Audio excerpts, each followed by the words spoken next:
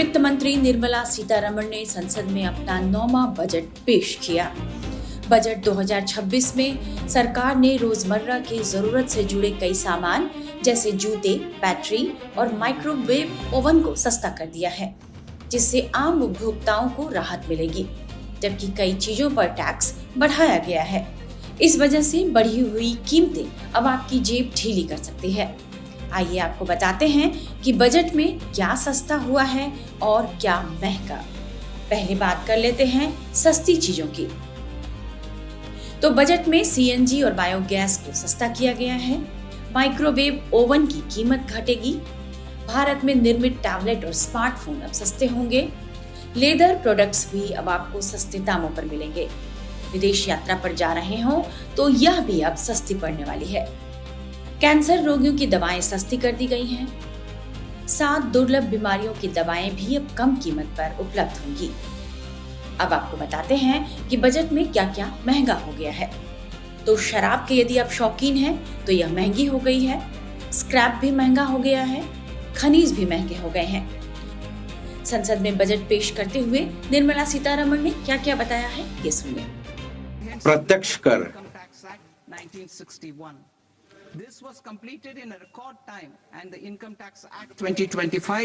माननीय अध्यक्ष महोदय, अब मैं प्रत्यक्ष करों पर अपने प्रस्ताव प्रस्तुत करूंगी। नया आयकर अधिनियम।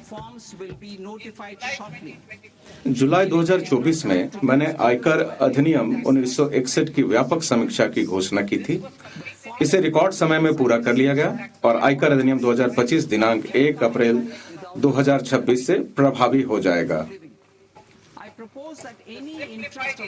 करदाताओं को स्वयं को अपनी अपेक्षाओं से भली भांति परिचित होने के लिए पर्याप्त समय देते हुए इस सरलीकृत आयकर नियमावली और प्रपत्रों को शीघ्र ही अधिसूचित कर दिया जाएगा। प्रपत्रों को इस प्रकार पुनः डिजाइन किया गया है कि आम नागरिक इसे बिना किसी कठिनाई के इसका अनुपालन कर सके। जीवन जीने की सुगमता। मैं प्रस्ताव करती हूं कि किसी साधारण व्यक्ति को मोटर दुर्घटना दावा अधिकरण द्वारा अधिनिर्णीत ब्याज को आयकर से छूट दी जाएगी और इस मद में कोई स्रोत पर काटा गया कर नहीं होगा।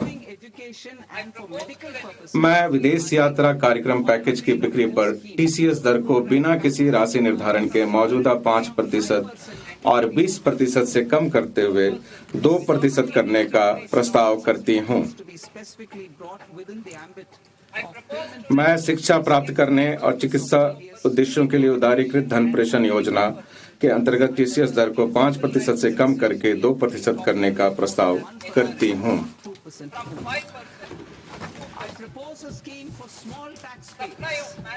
कार्यबल सेवाओं की आपूर्ति को टीडीएस के प्रयोजनार्थ विशिष्ट रूप से संविदाकारों को भुगतान के दायरे में लाने का प्रस्ताव है, ताकि अस्पष्टता से बचा जा सके। इस प्रकार इन सेवाओं पर टीडीएस की दर 1% अथवा 2% मात्र होगी। मैं छोटे करदाताओं के लिए एक योजना का प्रस्ताव करती हूं, जिसमें नियम आधारित स्वचालित प्रक्रिया से कर निर्धारण अधिकारी के समक्ष आवेदन दाखिल करने के स्थल पर कम अथवा शून्य कटौती प्रमाण पत्र प्राप्त करना संभव हो सकेगा।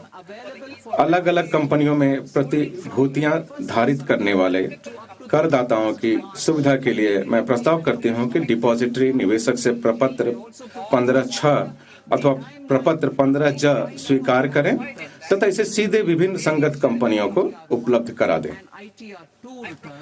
मैं एक सांकेतिक शुल्क के भुगतान पर विवरणियों को संशोधित करने के लिए उपलब्ध समय को 31 दिसंबर से 31 मार्च तक बढ़ाने का प्रस्ताव करती हूं। मैं कर विवरणियों को दाखिल करने के लिए अलग अलग समय सीमा रखने का प्रस्ताव भी करती हूं। ITR 1 और ITR 2 विवरणियों वाले व्यक्तियों द्वारा इसे 31 जुलाई तक दाखिल करना जारी रहेगा और गैर लेखा परीक्षा व्यापार मामलों या न्यासों को 31 अगस्त तक समय की अनुमति देने के लिए प्रस्ताव किया जाता है। किसी अनिवासी द्वारा अचल संपत्ति की बिक्री पर टीडीएस की कटौती किए जाने और टैन की आवश्यकता के बजाय निवासी क्रेता के पैन आधारित चालान के माध्यम से जमा किए जाने का प्रस्ताव है।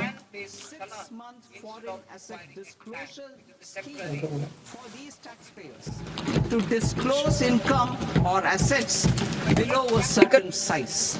छात्रों, युवा पेशेवरों, तकनीकी कर्मचारियों, अन्यत्र चले गए अनिवासी भारतीयों और ऐसे अन्य छोटे करदाताओं की व्यावहारिक समस्या को दूर करने के लिए मैं इन करदाताओं के लिए एक निश्चित आयकर के नीचे अथवा परिसंपत्ति को प्रकट करने के लिए 6 माह की विदेशी परिसंपत्ति प्रकटीकरण योजना शुरू करने का प्रस्ताव करती हूँ।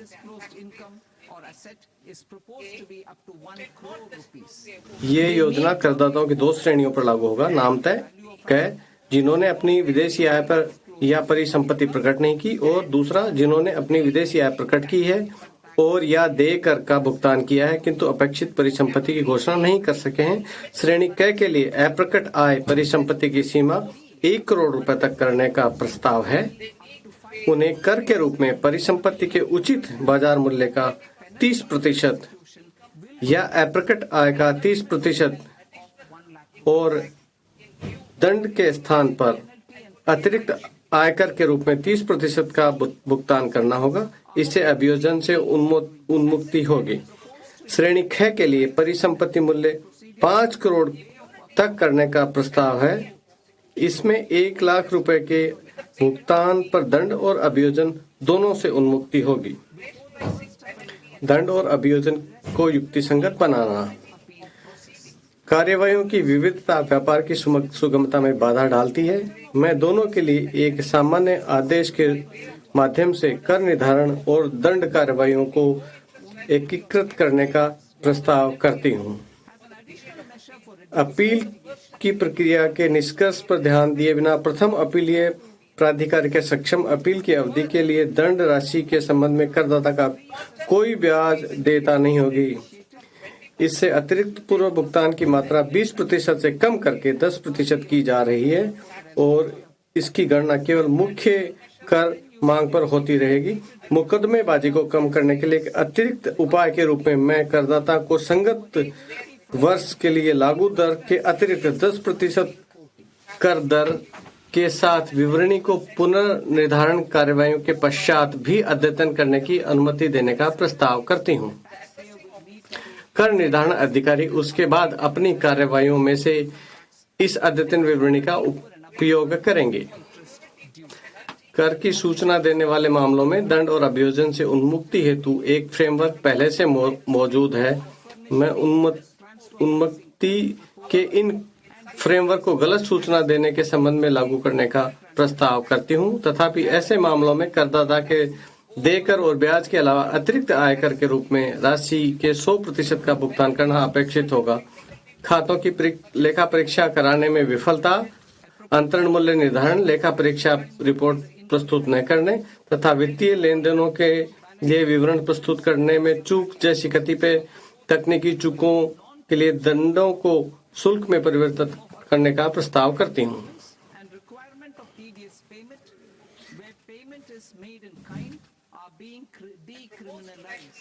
मैं कुछ गंभीर अपराधों की रोकथाम के संबंध में सावधानी पूर्वक संतुलन बनाते हुए आयकर अधिनियम के अंतर्गत अभियोजन ढांचे को युक्ति संगत बनाने का प्रस्ताव करती हूँ।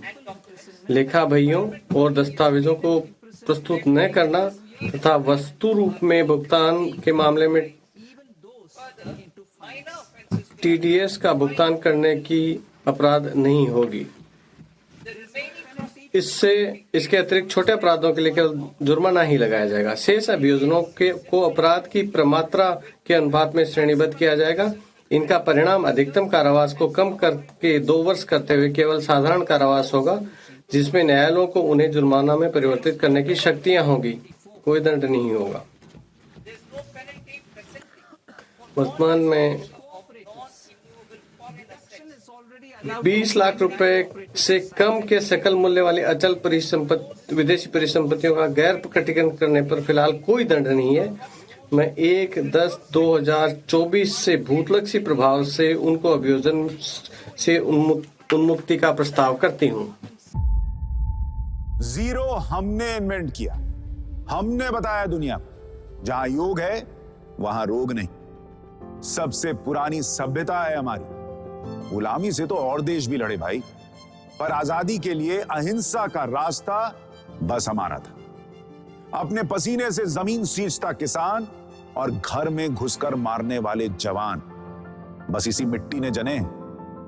इसके हाथ ने जब थामा जज्बा तो इतिहास रचे, कदम बढ़ाए तो चांद का वो हिस्सा चूमा भाई जहां कोई कभी नहीं पहुंचा। आज पूरी दुनिया में शान से लहरा रहा है तिरंगा, और इसके पीछे है गर्व से भरी अनगिनत कहानियां जो लिखी जा चुकी हैं और लिखी जा रही हैं, जिन्हें मैं सुनाऊंगा राष्ट्रगर्व रोज शाम 6:25 पर।